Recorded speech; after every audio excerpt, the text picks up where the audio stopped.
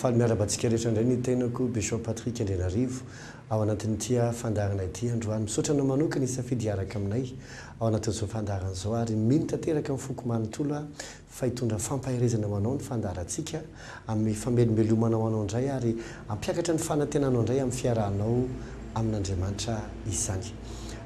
Misy zavatra tiako ampita aminao nefa ety ampiandohana ao anatin'izao volana Desambra izao dia ny lohahevitra nomen'Andriamanitra izay ho resahana sy fampizarana amin'ny fitombavaka isan-kalahady dia ny hoe iray vola ny fandrosoana. Avao amin'ny bokin'ny Exodus toko 4:10 andiny 10 hoy Andriamanitra tamin'i Mosesy hoe nahoana ny mitaraina ianao lazao amin'ny zanak'Israely mba handroso. Angamba mety tena ao anatin'ny olana ianao na koa tsy ao anaty olana fa ao anatina tanjona lehibe tiana hotratrarina na faniriana tiana hatongavana na koa fanamby izay hatrehana. Amin'ny fotoana tahaka an'izao dia Andriamanitra vonona tena hanampy ianao ary hanolotanina anao mba hahafahanao mahatratra ny tanjonao, mamany olanao ary mahita famatsiana lehibe ho an'ny fiainanao na hevitra ihany koa sy fahita-pity mba handrosoanao amin'ny fiarahana amin'Andriamanitra. Manasanao izay ho avy amin'ny fiangonana saina ery Madagasikara. Eto Antananarivo dia amin'ny cinéma Rex sy ny cinéma Ritz eo Andonina Lankely isan-kalahady. Ny eny Tanjombato indray fiangonana saina dia avy eo amin'ny tetezan'ny Tanjombato ianao mahita plaque lehibe eo Église évangélique Saina dia miakatra le pavé io ianao dia mivily à droite dia mivily voalohany dia mandroso lolo kely ianao dia mahita trano fotsy lehibe misy banderole hoe tonga soa Église évangélique Saina dia ao no misy ny fiangonana. Misy parking malalaka izay anasana antsika rehetrarehetra ka manasanao ho avy anatin'ity iray volana ity zao farany taona izao fa hita ny tanan'Andriamanitra hiasa mahery vaky eo amin'ny fiainanao ianao. Ny anankiray faharoa dia manana fotoana lehibe tsika izay ny olona rehetrarehetra mankalaza azy avokoa dia tsinona fa ny réveillon izany. Réveillon antsika amin'ity mandeha ity réveillon kristianina izy ity. Tonga dia tsindriko mihitsy hoe réveillon kristianina satria samy manana ny fety ataony ny olona rehetrarehetra fa tsika kristianina dia manana ny réveillon antsika etsy amin'ny Palais des Sports Mahamasina amin'ny sabotsy 31 décembre izany manomboka amin'ny valora sasany alina ny fotoanantsika. Isy zavatra be da be ho ataontsika ao anatin'io mazava ho azy moa zany amin'ny réveillon kristianina azy dia fiderahana, fiarahana amin'ny faly, fiarahana mandihy, fiarahana amin'ny totorebika eo amin'ny fanatrehan'Andriamanitra amin'io fotoana io. Ary izy koa nefa mazava ho azy andreten'Andriamanitra isika faminaniana ny amin'ny teny tompo hoe inona marina ny sitrapon'Andriamanitra ny amin'ny taona ho avy 724 iny. Ary ao anatin'izay koa dia hivavaka ao anao zay sady ampita ny herin'Andriamanitra mba ny moa zany hiatrehanao ny taona ho avy 724. Izy fizarana koa ao fanomezana tahaka ny hoe t-shirt, DVD, boky, salon, réfrigérateur, télé, sotran'izany.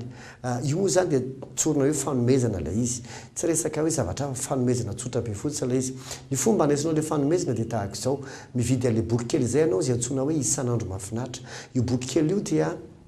boky kely izay mivoaka isam-bolana soratany amin'ny vady izany. Misy dévotion isan'andro journalière izany. Ny moa natao hoe dévotion izany hoe vaky tenin'Andriamanitra isan'andro dia misy vavaka ao anatiny dia misy vaky baiboly reto indray mitoko vakianao isan'andro dia misy ihany koa teny ho saintsaina hoe ity méditena na saina lalina isan'andro mba haninona mba apety ny fiainanao satria tsara ny hamantaranao fa ny fiainana dia manomboka amin'ny teny arakaraka ny zavatra sainao no karazam-piainana afaka iainanao izany. Dia amin'ny fotoana io afaka mividy ny vidin'io boky kely io dia 4,000 ariary fa amin'ny fotoana io dia 2,000 ariary no hivarotana izy aminao. Tsy vidim-pidirana ilay izy fa le réveillon dia maimaim-poana entrée libre misokatra ho antsika rehetrarehetra kristianina ray amanontolo erina Antananarivo na iza itsika mangetahita hoe andao mba hiaraka hifaly. Mety misy amin'ireo angamba samveranga zany réveillon kristianina zany ve tsy tonga dia tena le mampatory be reny sy le tsy haiko fa tena mahafinaritra be ny réveillon antsika. Tena afinaritra dia tena afinaritra. Izy fiaraha-misakafo koa ao anatiny ao toy dahoana daholo zany. Misy fiaraha-misakafo mahafinaritra be ao mazava ho azy moa ny fiaraha-misakafo kosa tsy maimaim-poana fa misy fandraisana anjara kely ahafahanao mividy an'ilay sakafo izany. Io nefa tonga dia sakafo efa vonona zany fa tsy hoe zavatra loharina dia andrahoana tsotra zavatra efa vonona tsara tena mahafinaritra madio sady mihaja ahasalamanao izany. Dia tongava amin'io fotoana io fa afinaritra ny fotoanatsika matoky favoaranao zay filazan'izay tao amin'ny namana sy ny havana matsakaiza raha toanao ka mila invitation manokana mba ho avy tsy misy vidipidirana le fotoana amin'ny réveillon fa raha mila invitation anao dia afaka tonga eny amin'ny birao amin'ny fiangonana chaîne ianao eo andravoangy ambony avy eo amin'ny épidore ianao no miakatra ohatrany hoe ho any andravoangy fivavahana iny le fiakarana sens unique iny zany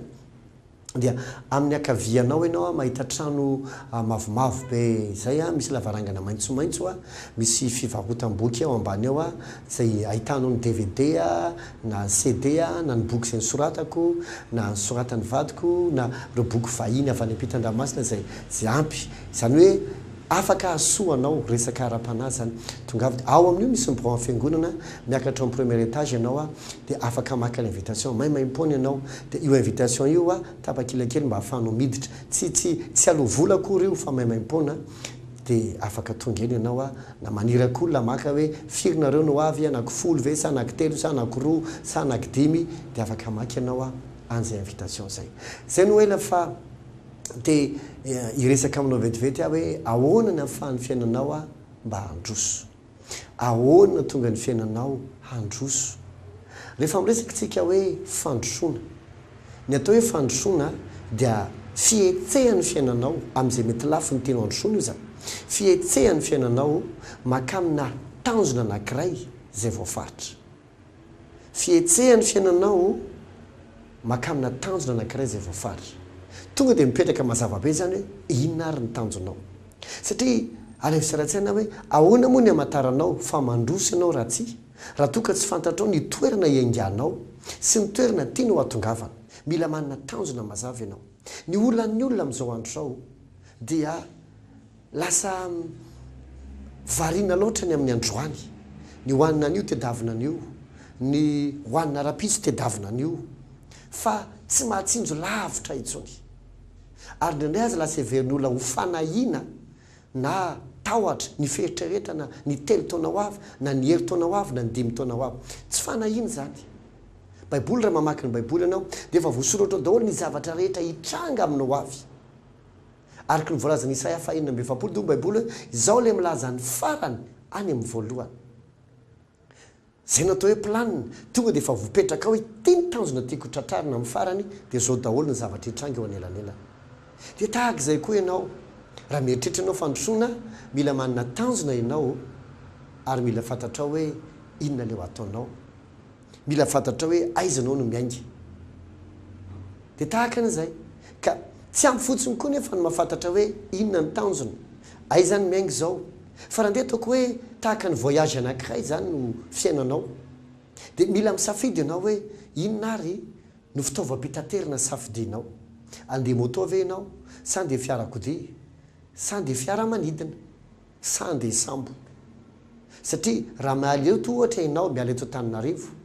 ka andeha ataoko ohatra hoe handeha ho an'ny Mahajanga ianao dia afaka misafidy ianao na andeha moto ianao na andeha fiarakodia ianao na andeha fiaramanidina samy tonga ny daholo ireo fa saingy fotsiny ny fotoana tongavana ny tsy mitovy fa rehefa ny minitra ianao mandray hoe ity ny fitaovam-pitaterina safidiako dia efa azonao antoka fa tsy maintsy ho tonga ianao fa resaka ora sisy question na fotoana sisy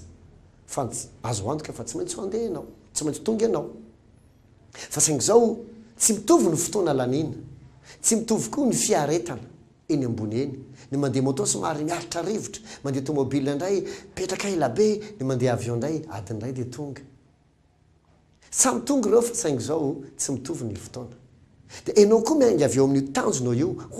miainga avy eo amin'ny teboka io hoany amin'le tanjona tianao atongavana raha miresaka fandrosoana itsika inona koa no fitaovam-pitatena zay tiako ilazaina ohatra hoe atongavana ho any raha resaka asa le izy ohatra mety mieritreritra ianao hoe za handeha hanao trano anaky 3 dia amidiko dia trano odroso zao dia zao ny fomba hivarotako azy ka satria ny tanjoko dia havita trano ohatra ty na manokana dia reto amidiko dia afaka zao taona indray milasa ohatra zao dia rehefa ohatra zao am'izay afaka 3 taona 5 taona zao ny vola tiako hiditra amiko isambolana apartir an'reto trano zay avy namidiko reto sy ny trano zay mbola atsangako ary ho ampanofaiko sy ny amidiko dia efa misy hoe fikorianam-bola tahaka zao ohatra zany raisiko zany fa afaka manana tanjona ianao amin'ny tokatranonao amin'ny fiainam-pitiavanao, afaka manana tanjona ianao amin'ny zanakao, afaka manana tanjona ao amin'ny fiangonana hoentinao, afaka manana tanjona ianao amin'izay sehatra misy ianao. dia ianao no misafidy hoe inona ary ny fitaovam-pitanterana, zany hoe inona le zavatra ho ataonao hatongavana any. Ka ny fandrosoana dia tsy zavatra milatsaka tonga eo aminao fa hetsika atao handrosoana ho amina tanjona voafaritra. Faharoa ny atao hoe fandrosoana ihany koa nefa dia fiakarany fiainanao, fiakarany fiainanao amin'ny avo tsaratsara kokoa. Rehefa miresaka tsika hoe fiakarany fiainana, baiboly dia milaza mazao ao amin'ny bokin'ny Jakoba 4:4 hoy izy hoe f'Andriamanitra dia manohatra ny mpiavonavona fa manome fahasoavana ho any manetry tena. Dia izy ny bokin'ny Petera 1:5 hoy izy hoe koa manetry tena eo ambany tana maherin'Andriamanitra hanandratany anareo amin'ny fotoanandro. Manetry tena eo ambany tana maherin'Andriamanitra hanandratany anareo amin'ny fotoanandro. Dika izay raha miresaka tsika fandrosoana dia miresaka tsika fiakarana na hoe fisandratana. Dia inona indray tokony ataonao mba hiakara ny fiainanao? Ny fiainanao rehefa mandroso dia midika izany fa miakatra. Averiko sara, ny fiainanao rehefa mandroso dia midika izany fa miakatra. Ka hoy Andriamanitra hoe manetry tena fa izay manetry tena no asandratra Andriamanitra. Ahoana tonga n'Andriamanitra zany tonga anao anandratra anao miandry anao Andriamanitra ny tena. Fo izy hoe manohatra ny mpiavonavina izy. Eto ny zavatra tiako tena zaraina aminao satria maro ny diso fandray an'ity tenin'Andriamanitra ity. Ndraindray dia mieritreritra hoe Andriamanitra manohatra ny mpiavonavina dia eritreretintsika hoe le olona en personne no ananan'Andriamanitra problème. Ny mahatonga ny olona miavonavina ny marina fa toetra le avonavina. Fomba fiaina miainga avy any anaty, toe-po avy any anaty. Fa iny zavatra iny dia tsy tonga ho azy tao anatin'ny olona, tsisy olona nateraka ho miavona zany. Fa ny zavatra naverimberina natao, na noenona, na nampahitana, na nampahafantarina azy, na navelany eny iny, na tonga azy ohatran'izay. Fa eto ny tiako atongavana. Raha miteny baiboly Andriamanitra manohatra ny mpiavonavina, mamela hiteny aminao Jesosy Kristy dia efa maty ho an'ny olona rehetra, na izy eto ambonin'ny tany, hatramin'izay mbola vao ateraka rapitso sy ny amin'ny taona ho avy. Jesosy tsy midiny aty an-tany isan-taona mba ho faty ho an'ny olona rehetra, fa indray mandeha izy no maty 2 taona laza izay, ary ny famonjena izay vitany dia maharitra mandraikizay ny heriny na hoe ny validiteany. Ny famonjena izay vitany dia maharitra mandrakizay. Ka anio ianao ohatra manaiky an' Jesosy ho tomponao ary namonjy ianao, ka manaiky ianao mivavanao ary mino ianao amin'ny fo dia vonjen'Andriamanitra ianao. Jesosy efa maty ho an'ny olona rehetra. Ny bokin'ny Korinthiana 2:5 andiny fa mamela amaky alizy aminao vetivety. Fa zao lazay amin'ny tenin'Andriamanitra. Korinthiana 2:5 ka ny andiny fa hoy izy Andriamanitra ao amin'ny Kristy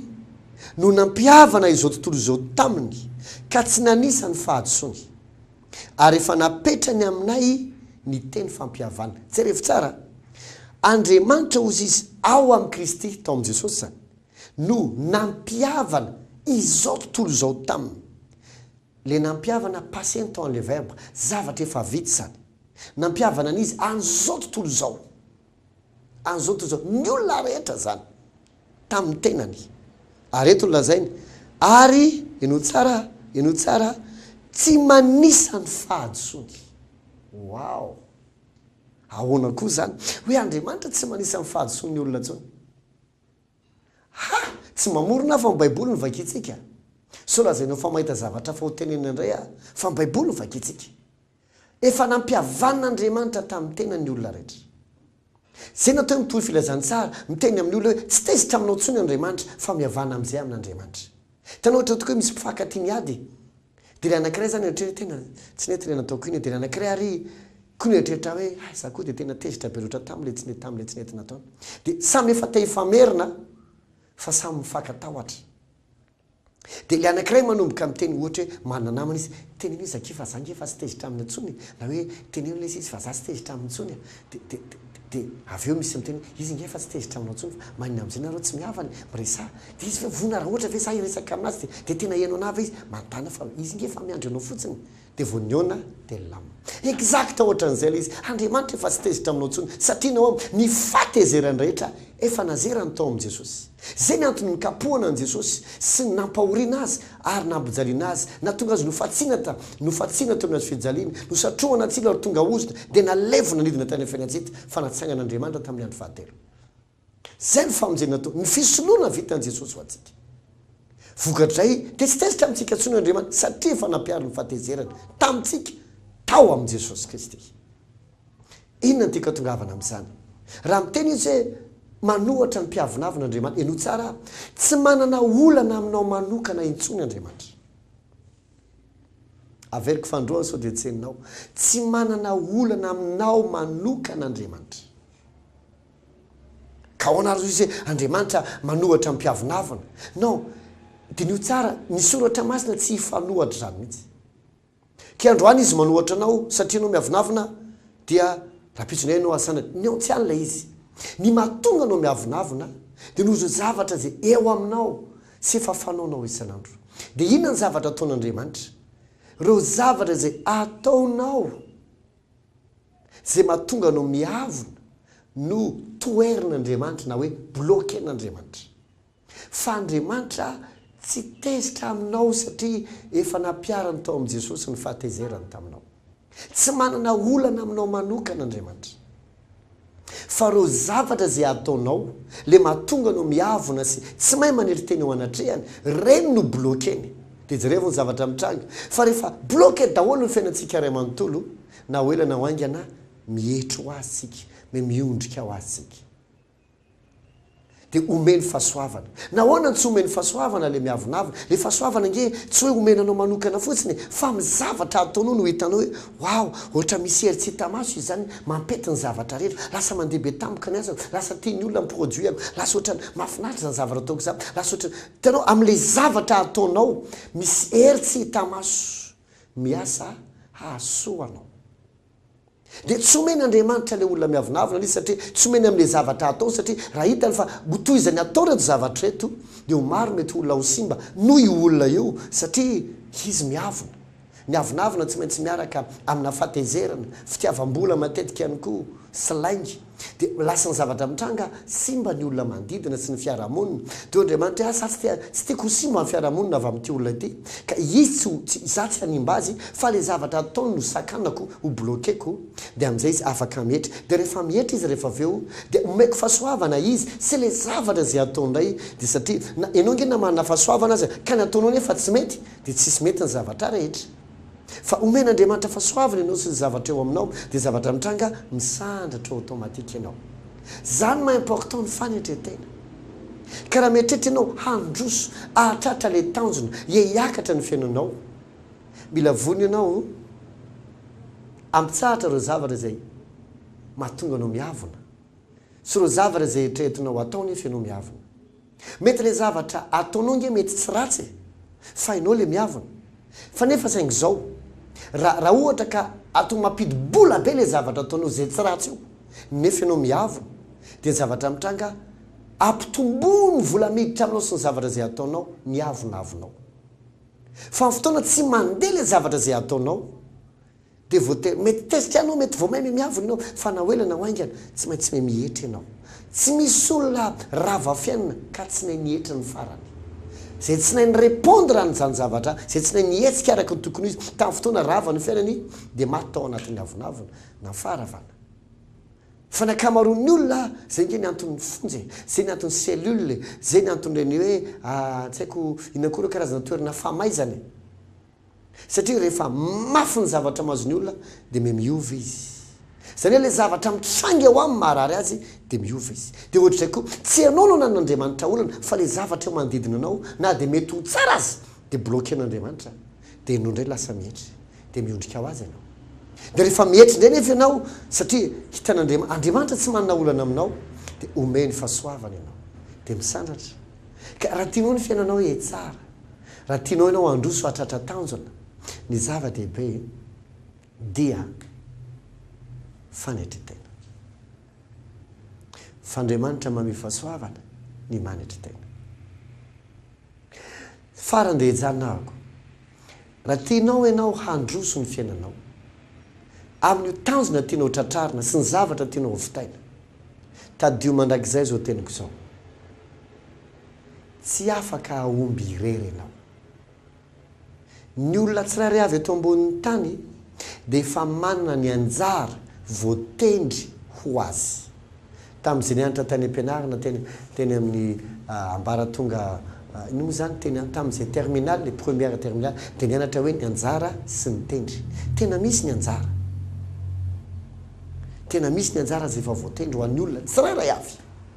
zay nge ny antony tsy alona anao n'izany izy tsy hanaratsiana n'izany izy na hanambakana n'izany izy na mety fiatsiana n'izany izy dalàna zany sady fahatsokeva tsisy antony ifosana olona hanaratsiana olona ny anjarany anina tsy ho voatery ho anjaranao ny olo tiany anina tsy ho voatery olo tianao aza miady ny anjaran'olo izy izy zay fa sao de reraka ianao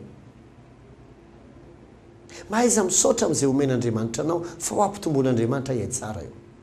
ka eto la izy amin'io anjara izay efa voatendry anao io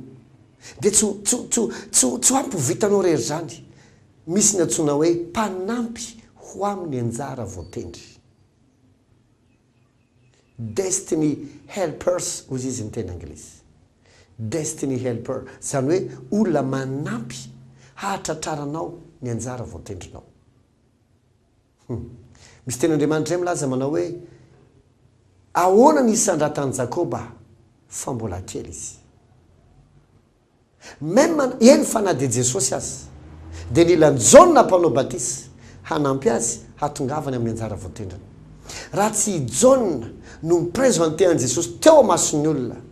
sairana ihany Jesosy voatavaka tafiditra tamin'ny ministera fa i Jaona no niteny teo amason'ny olona rehetra satria tamin'izany andro zany i Jaona no tena ninon'ny olona hoe mpaminan'Andriamanitra avy amin'Andriamanitra zay faminaniny rehetra dia marina ry tsisy diso avokoa nanaiky an'izany avokoa na fariseo ny mpanora-dalàna